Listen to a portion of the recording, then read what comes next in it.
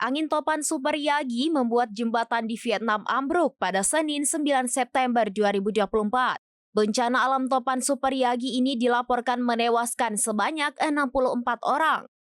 Dari laporan sebelumnya, 9 orang dilaporkan meninggal dunia setelah topan Yagi menerjang Vietnam pada Sabtu 6 September 2024. Sementara itu puluhan lainnya tewas akibat bencana banjir dan tanah longsor yang menyusul pada Minggu 8 September 2024 dan Senin lalu. Ketinggian air di beberapa sungai Vietnam Utara saat ini juga dilaporkan sangat tinggi dan berbahaya. Mengutip tribunnews.com pada Selasa 10 September 2024, badan topan Yagi ini juga menyebabkan 1,5 juta penduduk Tiongkok bertahan hidup tanpa listrik. Hal ini terjadi usai turbin raksasa roboh diterjang topan Yagi di kota Wenchang, Hainan, Tiongkok.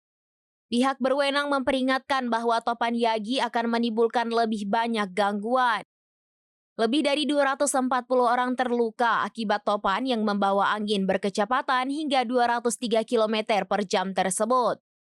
Jembatan Pong Chau di Provinsi Puto yang runtuh pada Senin pagi menyebabkan 10 mobil dan 2 sepeda motor terjun ke Sungai Merah di bawahnya.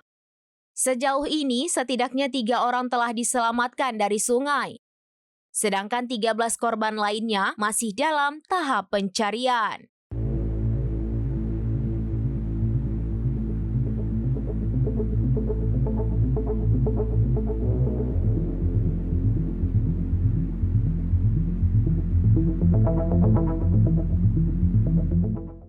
Download Tribun X sekarang, menghadirkan lokal menjadi Indonesia.